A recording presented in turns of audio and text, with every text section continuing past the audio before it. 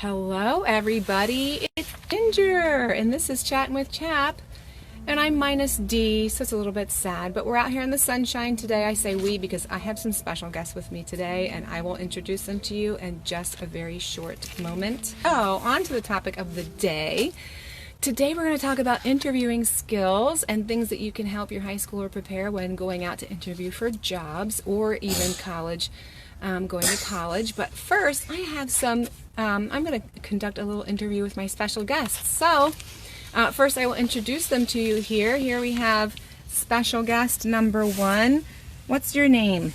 You want to tell us here? Your name's Luke, and what's your name? Bethany. Bethany. This is Bethany and Luke, and they're going to answer some questions to maybe give some moms some special hints about homeschooling and stuff. So, Luke, can you tell me what you like about homeschooling? Reading. You like reading? Okay, and how about you, Bethany? What do you like? What's your favorite part about being at home to do school? I don't know. I like a lot of things. Probably spelling. Spelling. So you like to be, do you like being at home to do it? Uh-huh. Is that a good thing? Yeah. Yeah? Yeah, okay. So was there anything about homeschooling that you don't particularly enjoy? What don't you like about homeschooling? No, keep your face back here. What don't you like about homeschooling, Bethany? Reading. Reading? It's challenging?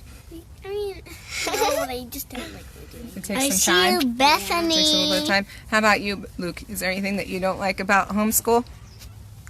Math. Math? Too boring. It's boring. No. Math is boring. So apparently I need to do some curriculum thoughts about what to do. Here, sit down, Luke. We have other folks who want to look. Look, we have another special guest that just popped out.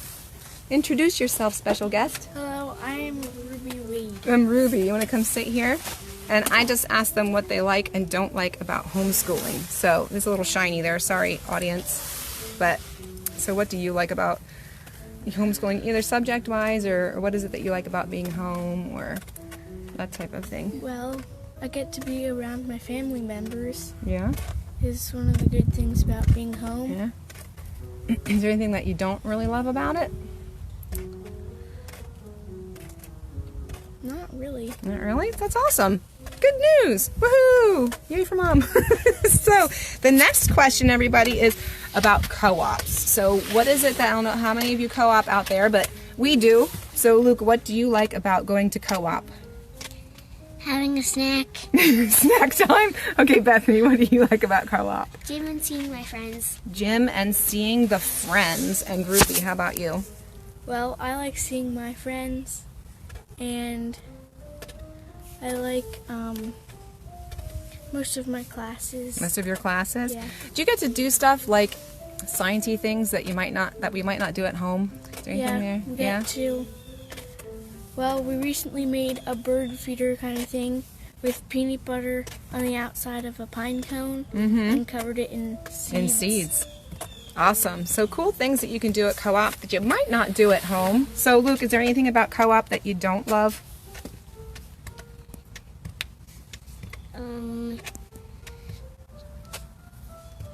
Having gym class. You don't like gym class? Bummer. No, it's not that fun. How about you, Bethany?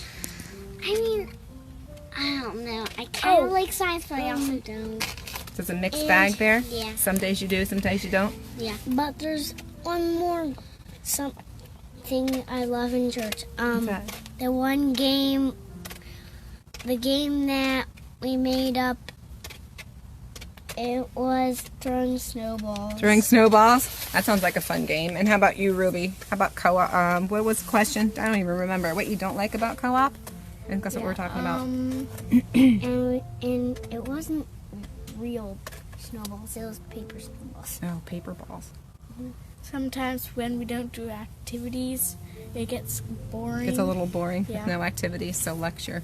It's learning how to sit through lecture, huh? It's a good skill. We all need to be able to sit through lecture, but it isn't necessarily fun all the time. So this year, the kids got to come with us to the convention for the first time. Usually Steve and I are going there because we work a lot during convention, but this year we brought everybody along for one of the days. So I was going to ask them, what do you remember back to convention? Yeah. What do you like about convention? What did you like about it, either of you, Luke or Bethany? I like the trombones. You like the what? The trombones. The trombones? I mean, whatever. The ukuleles. Ukuleles? Ukuleles. You like the ukuleles. How about you, Luke? They had harps there too. That was pretty Yeah, cool. I like those too. The games that they had there. The games? Some of the games. They had Snapology. You played at Snapology a lot, didn't you, at the Legos? Yeah, the little motors and the Legos. That was cool. How about you, Ruby? What did you like and not like about convention? I liked going to soldering class. Ooh, soldering class. That was fun. That was a good one. And what I didn't like was it got boring a lot. Did it get boring? A little slow. Sometimes if you're made to sit into a talk, it can be slow.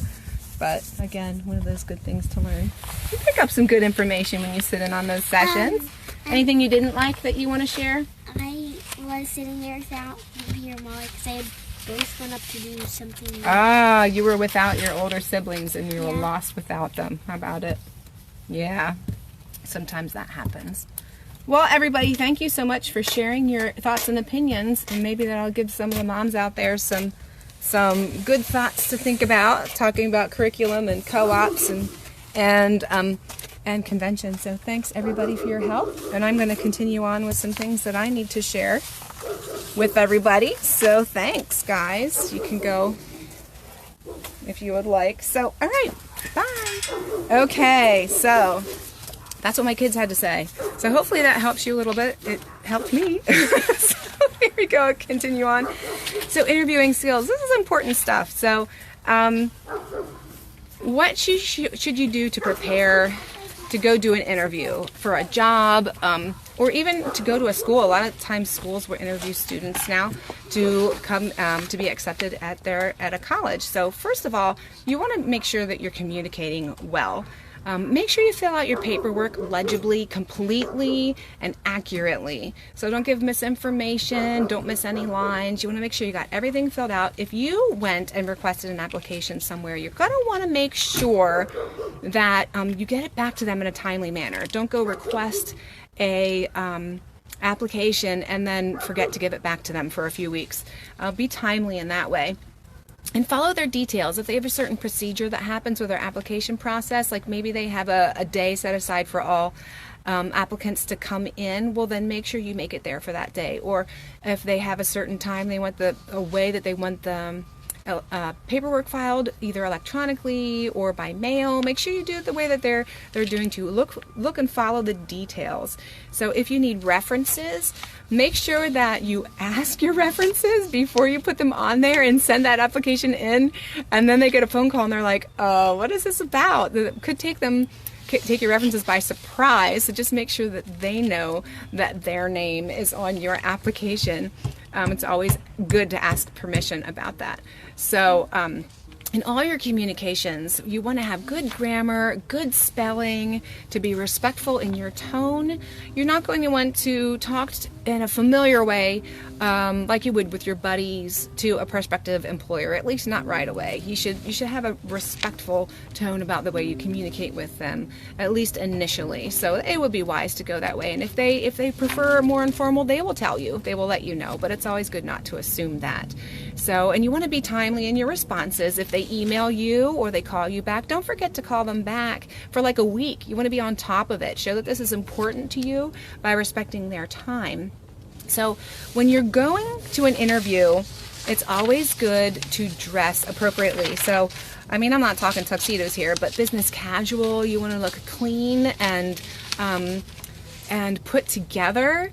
You should carry yourself with confidence. Even if you're going to a fast food place or something like that, you should still look not sloppy. You should still look like you're taking care of yourself and you're a responsible person in that way. A good attitude is everything, speaks volumes. So on interview day, if you have a particular day set up for an interview, you want to show up on time, early, preferably, unless they tell you do not show up early, because there are some folks who do that. But it's always good to be there early.